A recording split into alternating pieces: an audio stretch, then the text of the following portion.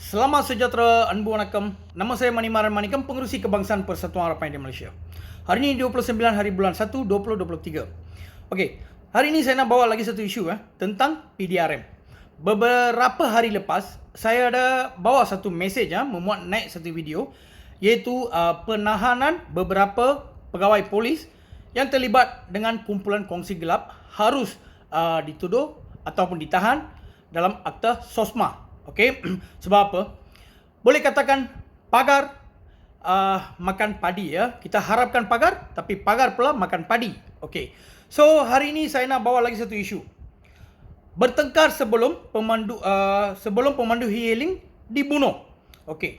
Kuala Lumpur tidak berpuas hati akibat pertengkaran di sebuah pusat hiburan dipercayai punca pembunuhan seorang pemandu e-hailing yang dikaitkan dengan penahanan 8 pegawai dan anggota polis di Tawau, Sabah. Okey. Sumber berkata salah seorang suspek wanita sebelum itu terbabit dalam pertengkaran bersama mangsa lelaki bergelar Datuk dan beberapa individu lain di sebuah pub pada awal Januari lalu. Punca pertengkaran dipercayai akibat mangsa tidak berpuas hati dengan pegawai kanan itu menjalin hubungan dengan wanita berkenaan yang masih isterinya ketika itu. Mangsa dipercayai ditikam di kawasan ladang sawit sebelum mayatnya ditinggalkan pada 13 Januari lalu. Suspek wanita itu mengaku membuat perancangan bersama beberapa individu lain untuk membunuh mangsa. Katanya, sebelum ini, 4 anggota dan 4 pegawai kanan polis direman 7 hari bagi membantu siasatan kes mengikut Seksyen 302 Kanun Keseksaan. Pesuruhjaya Polis Sabah Datuk Idris Abdullah dipetik berkata, Polis Diraja Malaysia menubuhkan pasukan siasatan khas dari Bukit Aman bagi menjalankan siasatan kes terbabit. Menurutnya, pihaknya menyifatkan terlalu awal untuk sebarang kenyataan kerana dibimbangi boleh mengganggu siasatan. Kes ini lebih bersifat peribadi. Setakat ini, kes masih di peringkat siasatan dan sidang media lanjut akan dibuat selepas siasatan dilengkapkan, katanya. Terdahulu pada 16 Januari lalu, mayat seorang lelaki berusia 61 tahun ditemui dalam kawasan semak di Tawau dipercayai mangsa bunuh. Turut ditemui bersebalan dengan mayat mangsa kereta perodoran Melayu putih. Okey. So, ada 8 orang ditahan, 4 orang anggota polis dan 4 orang pegawai polis pangkat tinggi lah. Okey, inilah saya katakan, harapkan pagar, pagar makan padi.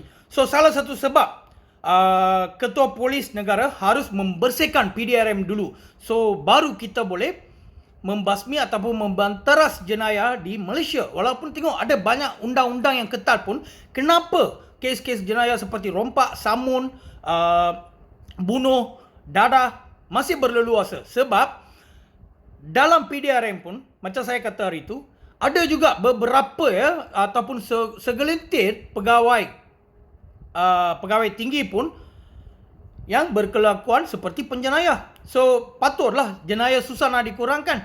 So, memang ada banyak lagi pegawai polis yang ikhlas, telus, yang berintegriti kan. Tapi disebabkan beberapa pegawai polis macam ni, image PDRM tercemar. Macam mana kita nak kurangkan jenayah di Malaysia? So saya harap macam Persatuan Harapan India Malaysia, kami sanggup bekerjasama dan membantu pihak PDRM. Salurkan maklumat atau kita bawa apa-apa isu tentang polis direct. Kita nak adu dekat siapa? Kalau buat aduan laporan polis, dia akan pergi JIPS. Kalau pergi JIPS, JIPS pula akan hantar ke IPD yang sama. Pegawai polis yang kerja tempat yang sama. So macam mana kes ini akan disiasat? So sebab itu, kalau boleh saya pun nak bagi satu cadangan lah. Ketua Polis Negara tubuhkan satu pejabat di Bukit Aman. Kalau ini berkaitan dengan mana-mana pegawai polis, okey. So kami rakyat biasa boleh bawa isu ini direct kepada jabatan tersebut ataupun pejabat tersebut untuk buat aduan. Kalau kami buat aduan di balai polis, memang kes ini akan ditutup atau tidak dijalan sebab kita report atas pegawai polis. Okey, mungkin kita pula dijadikan sebagai mangsa. Okey, saya pun ada beberapa maklumat nak salurkan juga tentang di Selangor lah, ada di satu IPD, ada beberapa pegawai polis. Kes ini libat dengan rasuah jugalah. Ada seorang mangsa buat aduan dekat saya. Mana saya nak pergi buat aduan? Kalau saya buat laporan polis, mungkin tak jalan. Atau mungkin saya pula jadi mangsa seperti mana di IPD Kapal, saya pernah tegur dan menyual. Dan saya kata mengesyaki. Sebab saya ada bukti, tapi saya pula dituduh. Inilah orang biasa yang selalu kita jadi mangsa ya. Sebab tu orang awam takut. Kalau isu pegawai polis, orang awam takut nak membawa isu ini ke pegawai atasan. Okey, so saya rasa sebelum ini pun ada beberapa pegawai polis ditahan juga yang terlibat dengan kes dadah, bersongkol dengan penjenayah. So bayangkanlah, kalau ada juga pegawai polis dalam PDRM, perangai macam ni, bolehkah negara kita bersih daripada jenayah ataupun dadah? Okey, so lagi satu isu saya sudah bawa. So tolong sampaikan mesej ini kepada Ketua Polis Negara, sebab kita nak jumpa beliau mungkin susah kan. So siapa yang kenal rapat dengan Ketua Polis Negara, tolong sampaikan video saya ini kepada beliau.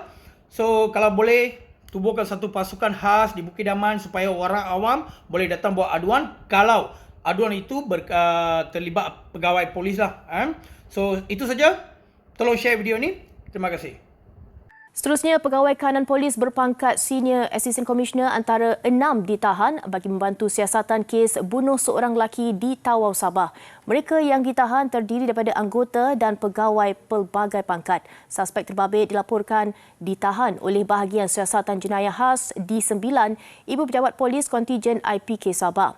Ia bagi membantu siasatan berhubung satu kes bunuh membabitkan seorang lelaki kemarin. Sementara itu, Ketua Polis Negara Tan Sri Akral Sani Abdullah Sani mengesahkan kejadian.